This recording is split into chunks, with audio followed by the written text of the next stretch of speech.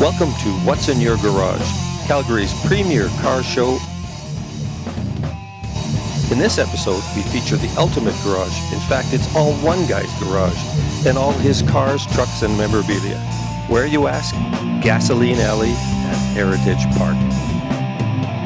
Next, come with us to the World on Wheels car show. It is simply the best car show in southern Alberta. Finally, we go to a real race car driver's garage and hear his passion for all kinds of racing right here in Calgary.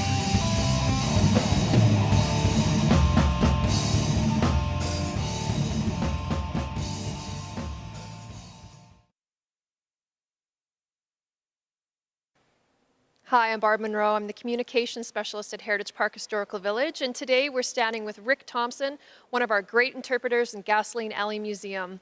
Hi, Rick. How are you today? Fine, thank you, and welcome to Gasoline Alley. It really is one of the unique features in Calgary. Yeah, tell us a little bit about where we are right now. The main entrance, right at the very opening of Heritage Park, right off the parking lot, so this will be the first exhibit you see. We have about 55 vehicles, a lot of trucks, which is unusual for a museum. The largest display of pumps in North America, and just way too many signs to count. It's really a beautiful collection. Now, where do most of these vehicles come from? Our major donor, Ron Carey, has donated most of the vehicles, all of the pumps and signs. We really wouldn't exist without Mr. Carey. And what do you love about Gasoline Alley Museum? What's your favorite part of working here? The people.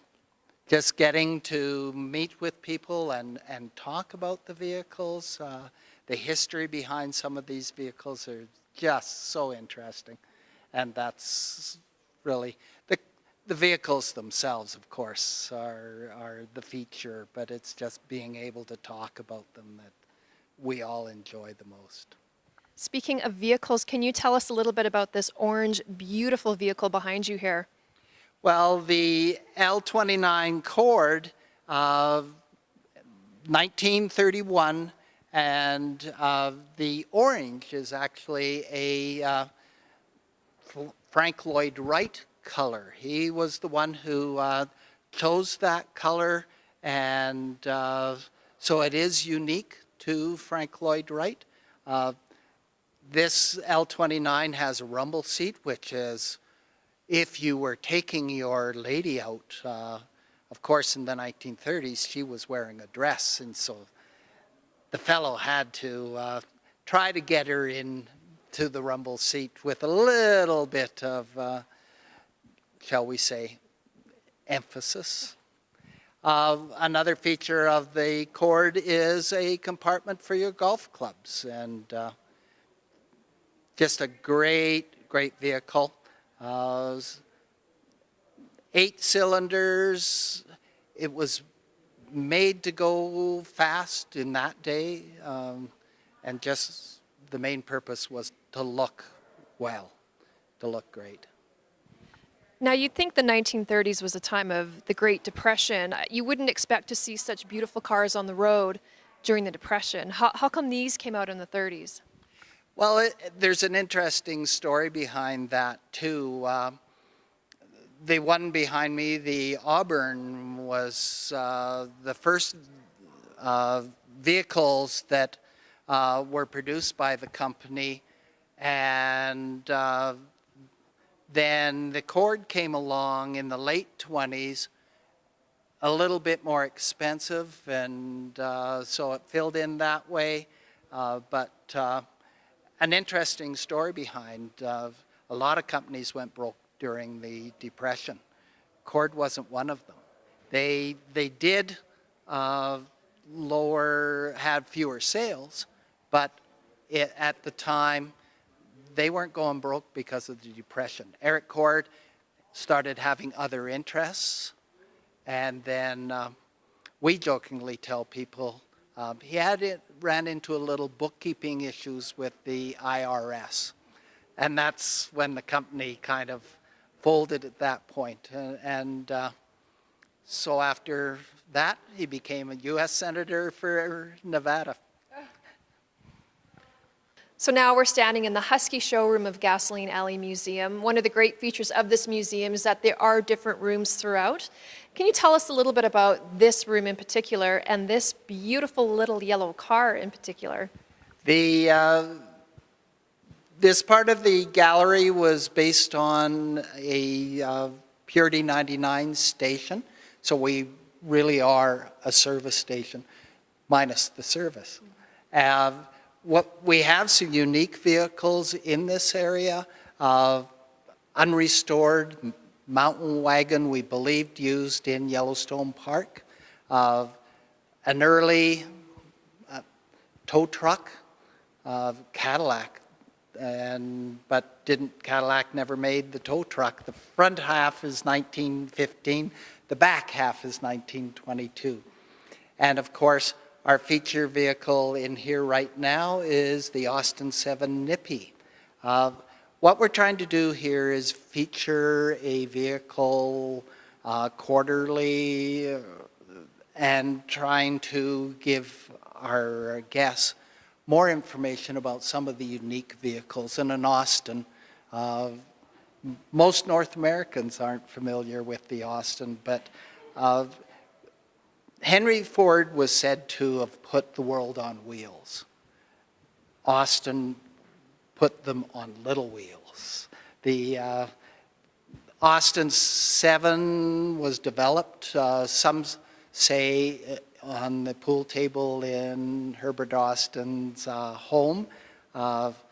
The Austin 7 from about 1922 to 1939, and our beautiful little Nippy here is an Australian version of what Austin did was license different companies to make Austins, and this little guy, motor chassis came from England out to Australia, and the vehicle was produced there. Now Ron Carey got it in New Zealand along with another one of our vehicles, Benz Gaggenau tanker truck, but this little one is the Australian version of it, and the color is just so outstanding, and you could see yourself riding in that with a little wee windshield, so you better be wearing a hat, and just a lovely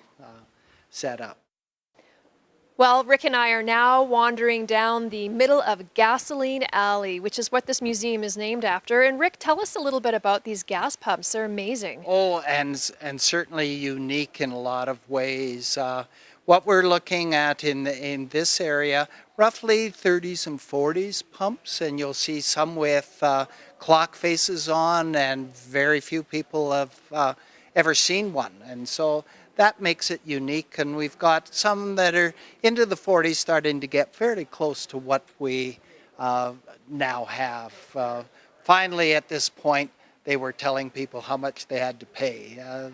Prior to that, it's work out on your own and trust that the owner was actually charging you what you supposed to pay. We're now standing in the lower level showroom of Gasoline Alley Museum, and one of the great features about this museum is its large collection of trucks, which is quite a rarity for automobile museums. Certainly is, and some unrestored down here all the way to the Diamond T behind us, which is my favorite. The color is just so outstanding, and you'll notice all of the scroll work on the vehicle, which I think sets it off so nicely, and so it's my favorite too. It's my favorite too, Rick. Now, can you tell me why trucks, why it's so rare to have a collection of trucks? Well, usually trucks were just driven into the ground and then abandoned, and we saw the Auburn and the Cord upstairs. Mr. Carey decided he could do very many more trucks than he could vehicles like that, and those are common, whereas trucks, not very many people restore trucks, and of course he loves trucks. We're walking down an alley between all trucks. just so interesting in a lot of ways. Our North Star gasoline tanker truck, you notice no windshield, no side doors. So I guess we're not going to worry about the comfort of the driver here. But solid tires. A little bit later on, we're going to look at a vehicle with chain drive. Over on our left here, we've got a brewery truck. This is still in original condition. Mr. Carey found it on the 4th floor of a warehouse in New York City. And 3-cylinder, air-cooled engine, chain drive, just, again, one that he left unrestored just because it tells such a unique story there. On our right here is a Benz Gaggenau shell tanker, and it's actually related to our little Nippy upstairs. Solid tires, chain drive, and power steering. As far as we know, that's the only Benz Gaggenau in the world of this particular model. Rick, this has been a great experience. Thanks so much for showing us around the museum. Now, when can people come experience Gasoline Alley Museum for themselves? We're open year-round, 7 days a week. During the winter time, 9:30 to 4:30. Summertime, park hours, 9:30 to 5.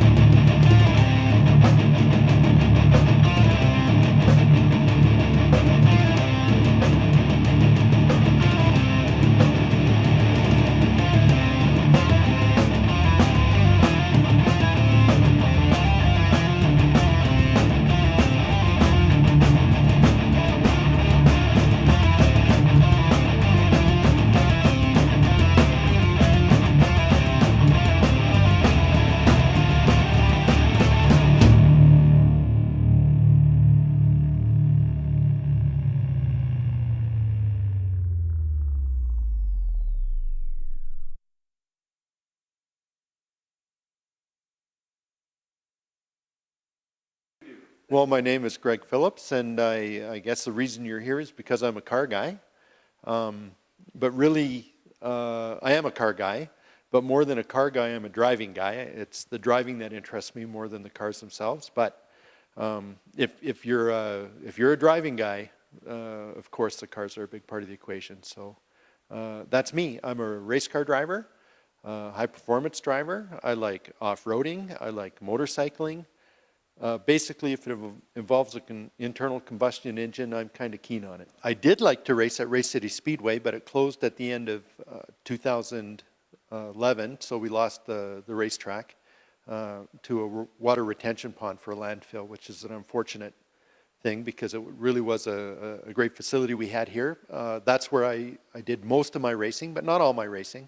I've raced everywhere from Sebring, Florida to Shannonville, Ontario to Laguna Seca. So I've been fortunate in that I've been able to race basically all over North America with different kinds of vehicles. But my home track was Race City Speedway.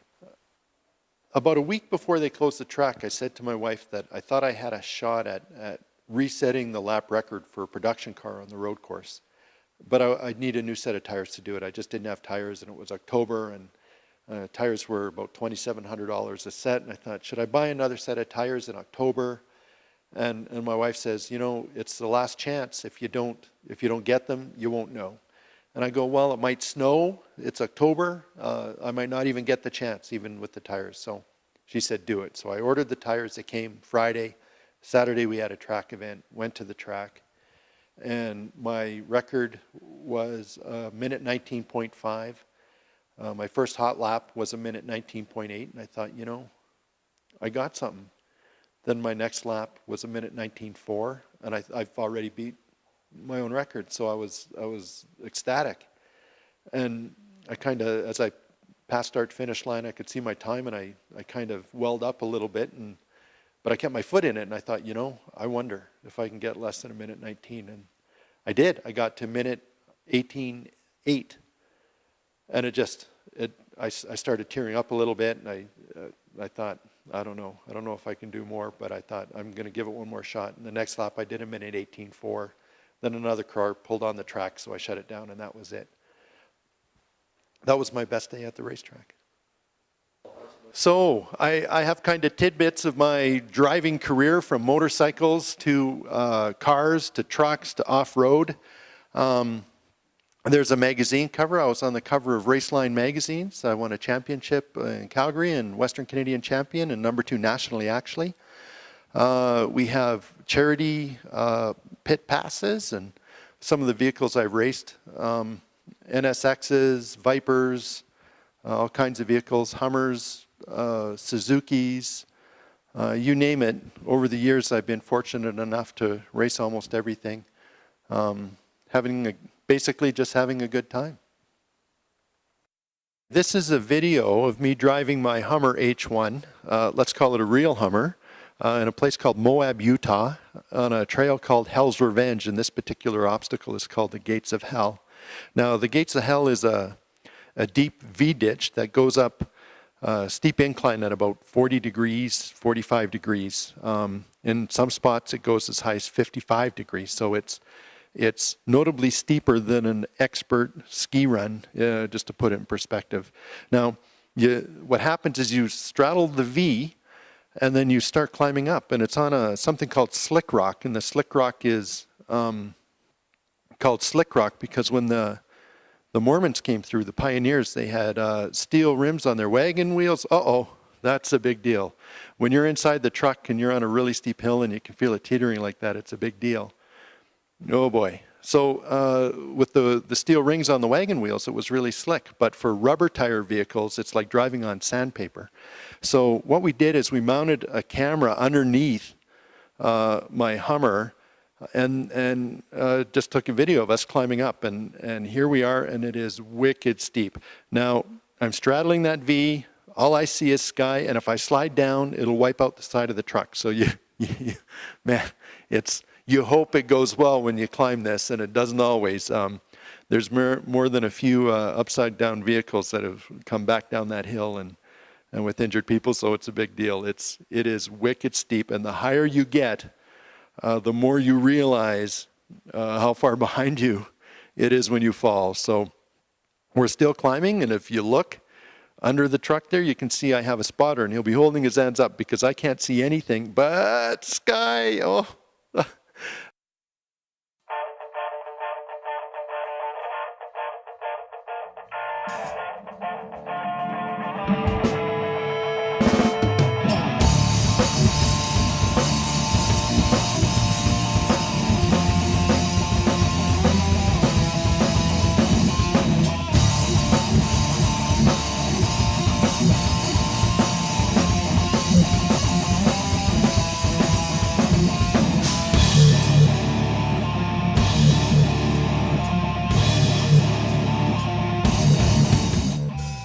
Welcome to my garage. So I think a lot of guys like to build a garage mahal or a man cave, but I was just looking for a place that would work really well for me to build my race cars and tune my race bikes and stuff like that, and just a place to have a nice time and hang with my buddies, and this is it.